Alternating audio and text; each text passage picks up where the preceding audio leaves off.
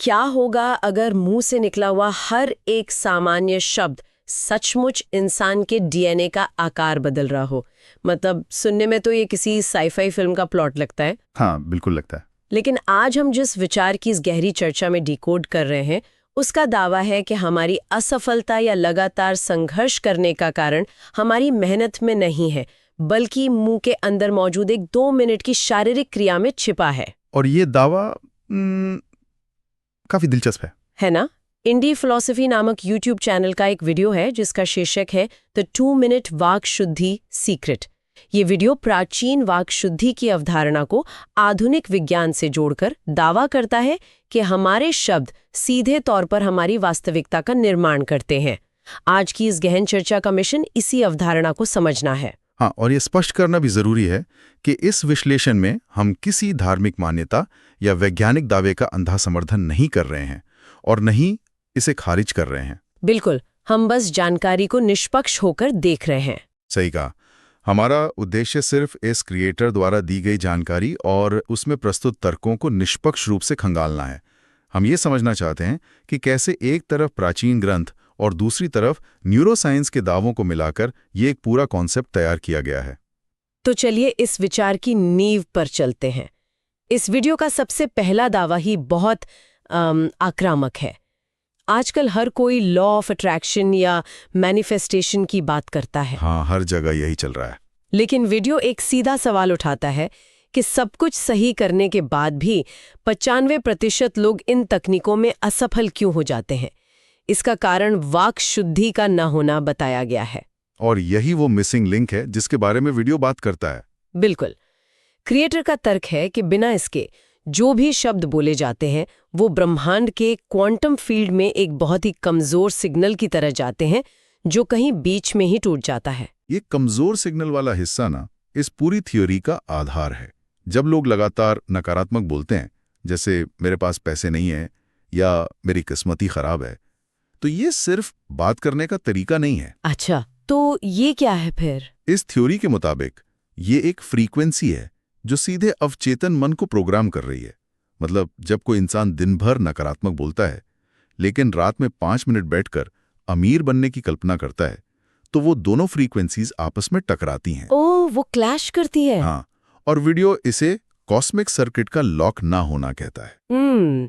अगर इसे रोजमर्रा की किसी चीज से जोड़ा जाए तो ये ऐसा ही है जैसे कोई बाजार का सबसे महंगा स्मार्टफोन खरीद ले। बिल्कुल, एकदम लेटेस्ट मॉडल। हाँ, और उस फोन में दुनिया भर के मैनिफेस्टेशन के ऐप डाउनलोड कर ले, खूब टाइपिंग करे, लेकिन अगर उस फोन में सिम कार्ड ही नहीं डाला गया है या नेटवर्क का कोई सिग्नल ही नहीं है, तो इंसान चाहे जितने भी बटन दबा लें, उसकी कॉल यूनिवर्स तक कभी नहीं पहुंचेगी। बहुत सही उदाहरण दिया आपने। बिना नेटवर्क के वो स्मार्टफोन सिर्फ एक डिब्बा है ना?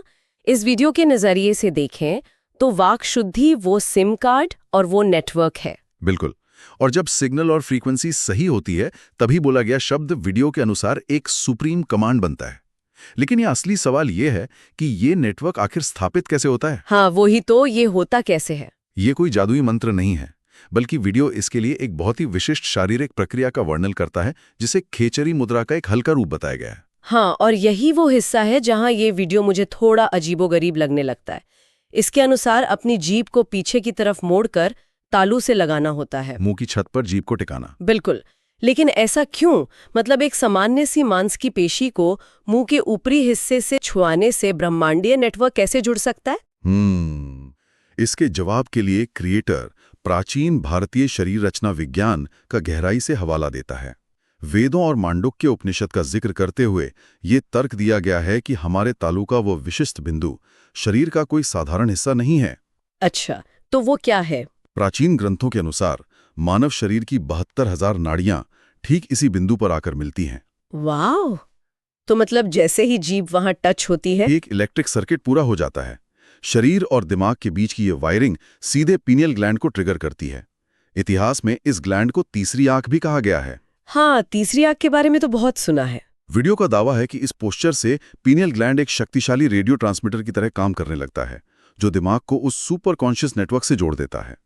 रुकिए, ये जो सुपर कॉन्शियस नेटवर्क वाली बात है ना, यहाँ क्रिएटर एक बहुत ही बड़ा ऐतिहासिक कनेक्शन जोड़ता है, जो किसी को भी सोचने पर मजबूर कर सकता है। बिल्कुल, वो इजिप्ट वाला कनेक्शन। हाँ, ये सिर्फ वेदों तक सीमित नहीं है। वीडियो बताता है कि प्राचीन इजिप्ट की बुक ऑफ द डेड में इसे हेका कहा गया है, जिसका मतलब था शब्दों का जादू या शब्दों से सृष्टि की रचना करना। और अगर हम प्राचीन ग्रीक फिलॉसफी को देखें तो उसमें इसे लोगोस कहा गया है। वहां भी ये माना जाता था कि शब्द ही भगवान है और शब्दों में ही वास्तविकता को आकार देने की ताकत है। बिल्कुल, और चाइनीज ताओइज्म में भी जीभ को तालू से लगाने की इसी सटीक प्रक्रिया का जिक्र है, जिसे वे ची एनर्जी को सर्कुलेट करने का सबसे बड़ा रहस्य मानते हैं।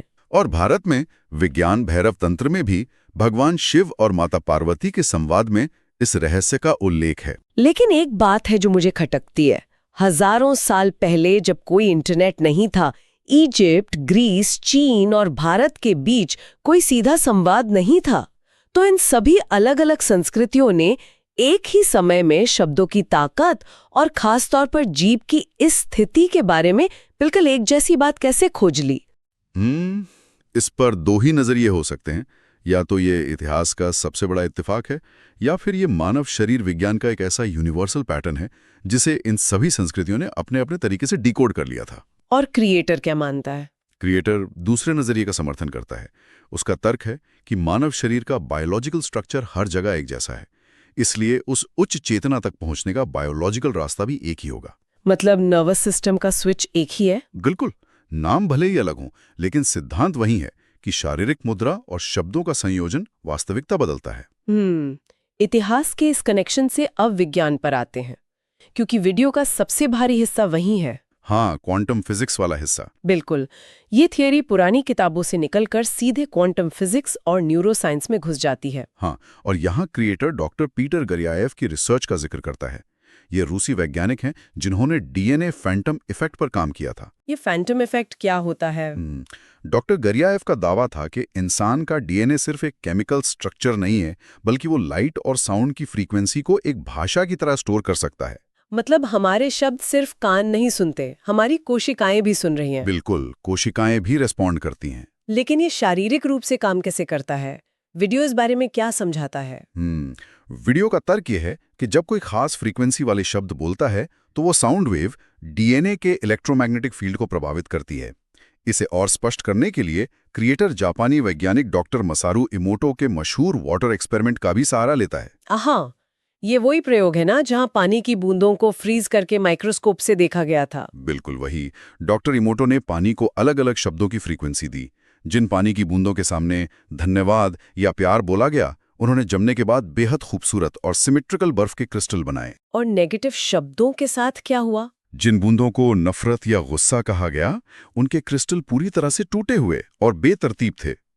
अब वीडियो यहाँ एक बहुत बड़ी तार्किक छलांग लगाता है। वो कैसे? इंसान का शरीर लगभग 70% पानी से बना है, तो क्रिएटर का तर्क है कि जब कोई वाक् शुद्धि के साथ कुछ बोलता है तो वो केवल हवा में ध्वनि नहीं छोड़ रहा, वो अपने शरीर के अंदर मौजूद पूरे 70% पानी के मॉलिक्यूलर स्ट्रक्चर को दोबारा रीप्रोग्राम कर रहा है। वाह, ये सुनना सच में बहुत अजीब और विस्मयकारी है।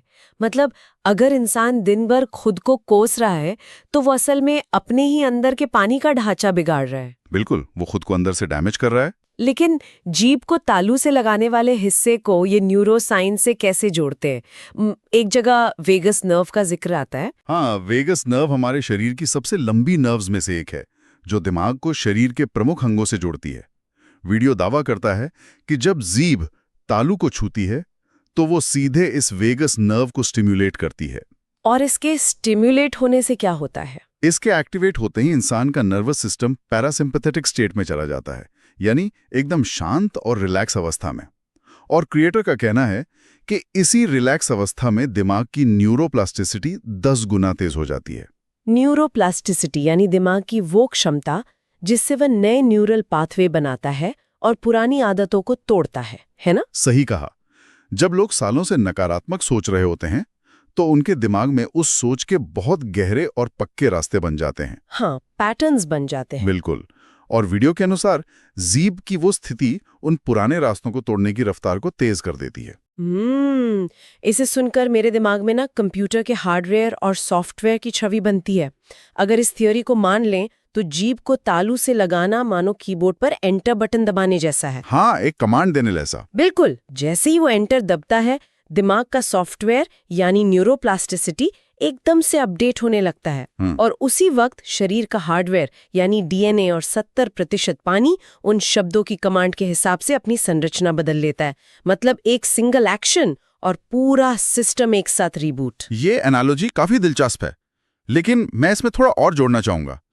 ये सिर्फ एंटर दबाने जैसा नहीं है, ये एक तरह से पुराने ऑपरेटिंग सिस्टम को हटाकर एक नया सिस्टम इंस्टॉल करने जैसा है। ओह, पूरा ओएस ही बदल देना। हाँ, इस स्रोत की सबसे बड़ी खासियत यही है कि ये सिर्फ सोचने पर जोर नहीं देता। ये एक विशुद्ध शारीरिक क्रिया और मानसिक विचार को एक साथ मिलाने का दावा करता है। दोनों को एक ही फ्रीक्वेंसी पर लाना ही बदलाव का मुख्य कारण बताया गया है। तो ये तो हो गई इतिहास और विज्ञान की थ्योरी।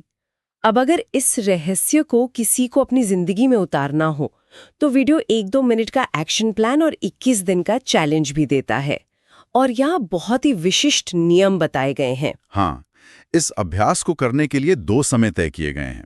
पहला, रात के 11:11। 11:11? अच्छा। क्रिएटर का मानना है कि इस वक्त यूनिवर्स की कॉस्मिक एनर्जी अपने उच्चतम शिखर पर होती है। और दूसरा समय है सुबह 3:40, जिसे ब्रह्म मुहूर्त कहा जाता है। तरीका भी बहुत साफ बताया गया है वीडियो में। रीढ़ की हड्डी सीधी करके बैठना है, गहरी सांस लेनी है और जीभ को तालू से तब तक टच करके रखना है जब तक वहां एक हल्का सा वाइब्रेशन या प्रेशर महसूस ना हो। हाँ, वो जो लॉक पोजीशन होती है। बिल्कुल, उस लॉक पोजीशन में आने के बाद अफर्मेशन बोलने हैं, जैसे अहम ब्रह्मास्मि, जिसका अर्थ है मैं ही यूनिवर्स हूं, या फिर मैं यूनिवर्स की हाईएस्ट फ्रीक्वेंसी से कनेक्टेड हूं। और ये सब लगातार 21 दिनों तक करना है। इनका समय इसलिए चुना गया है क्योंकि न्यूरोप्लास्टिसिटी के जरिए दिमाग के नए रास्तों को स्थायी बनाने के लिए इतना समय वैज्ञानिक रूप से आवश्यक माना जाता है। लेकिन मुझे यहाँ एक बात हजम नहीं हो रही है। क्या? ये 11:11 या 3:40 का ही एकदम सटीक समय क्यों?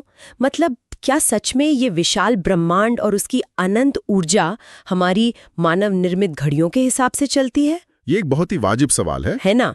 अगर भारत में रात के 11 बज रहे हैं तो दुनिया के किसी और हिस्से में तो दिन का कोई और पहर होगा। तो क्या ये कॉस्मिक एनर्जी टाइम जोन देखकर अपनी पीक बदलती है? मुझे तो ये बस अवचेतन मन को एक गहरे अनुशासन में ढालने की कोई मनोवैज्ञानिक ट्रिक लग रही है। जब इंसान किसी एक समय पर फोकस करता है तो उसका दिमाग ज्यादा अनुशासित हो जाता है। मैं यहाँ पूरी तरह से सहमत नहीं हूँ। अगर हम क्रिएटर के तर्क को गहराई से देखें तो वो इसे सिर्फ साइकोलॉजी नहीं मान रहे हैं, वो इसे पृथ्वी के मैग्नेटिक फील्ड और बायोलॉजिकल क्लॉक से जोड़ रहे हैं। अच्छा, बायोलॉजिकल क्लॉक से कैसे? रात का वो समय और सुबह 3:40 का समय हमारे शरीर के सर्कैडियन रिदम के उस हिस्से से मेल खाता है जब पीनियल ग्लैंड से मेलाटोनिन का प्रोडक्शन अपनी पीक पर होता है। मेलाटोनिन दिमाग को गहरी शांत अवस्था में ले जाता है। ओह, तो ये एक बायोलॉजिकल फैक्टर है। हालांकि आपके मनोविज्ञान वाले तर्क को भी पूरी तरह खारिज नहीं किया जा सकता। एक खास समय तय करना बिखरे हुए मन को फोकस जरूर देता है। इस मनोवैज्ञानिक पहलू का एक और सबूत वीडियो में मिलता है। क्रिएटर ने कहा है कि कमेंट बॉक्स में I accept the walk challenge लिखें। ये सिर्फ यूट्यूब के एल्गोरिदम को बढ़ाने का तरीका नहीं लगता। नहीं, इसे मनोविज्ञान की भाषा में पब्लिक कमिटमेंट कहा जाता है। जब कोई अपनी इच्छा को लिखकर सार्वजनिक कर देता है तो उसके पीछे हटने की संभावना कम हो जाती है। हाँ, एक जिम्मेदारी आ जाती है। बिल्कुल, लगातार 21 दिन तक एक ही समय पर एक ही अभ्यास करना जादू से ज्यादा एक ऐसी आदत बन जाती है जो ध्यान को समस्याओं से हटाकर सीधा समाधान और संकल्प पर केंद्रित कर देती है। तो अगर इस पूरी चर्चा के दावों को एक साथ समेटें तो निचोड़ ये निकलता है कि ये वीडियो ये बताने की कोशिश कर रहा है कि हमारे शब्द सिर्फ खाली ध्वनियां नहीं हैं जो हवा में खो जाती हैं। हाँ, वे बहुत पावरफुल हैं। इस थियरी के अनुसार शब्द एक ठोस वाइब्रेशन है और वाक शुद्धि वो शारीरिक एंटीना है जो उस सिग्नल को साफ करके यूनिवर्स तक पहुंचाता है।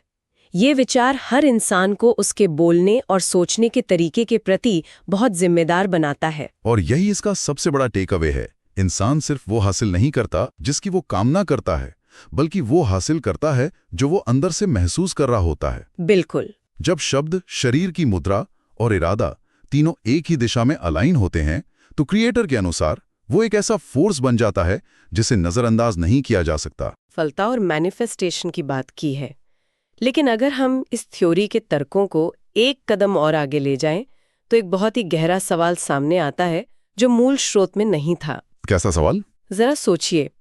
मेरा मतलब है, सोच कर देखिए कि अगर वाकई में हर इंसान के पास ये जन्मजात क्षमता है कि वो केवल अपने शब्दों और अपनी फ्रीक्वेंसी से अपने शरीर का डीएनए और अपनी वास्तविकता बदल सकता है, हाँ, तो क्या इस अपार शक्ति का उपयोग सिर्फ व्यक्तिगत सफलता या पैसा मैनिफेस्ट करने तक सीमित रहना चाहिए? ये बहुत ही दिलचस्प एंगल है। अगर ये कॉस्मिक रेडियो ट्रांसमीटर सच में इतना शक्तिशाली है, तो क्या होगा यदि दुनिया भर के लाखों लोग एक साथ एक ही समय पर किसी वैश्विक समस्या को सुलझाने के लिए सामूहिक वाक शुद्धि या कलेक्टिव मैनिफेस्टेशन का प्रयोग करें? वाओ, ये एक बहुत ही सशक्त विचार है।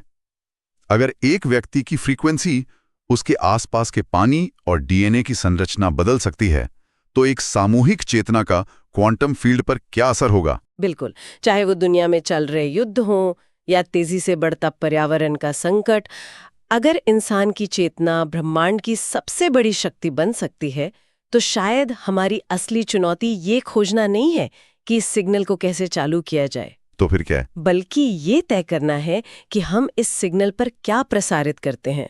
शायद शब्दों की शक्ति का असली परीक्षण इसी में है कि हम इसका इस्तेमाल किसके लिए करते हैं।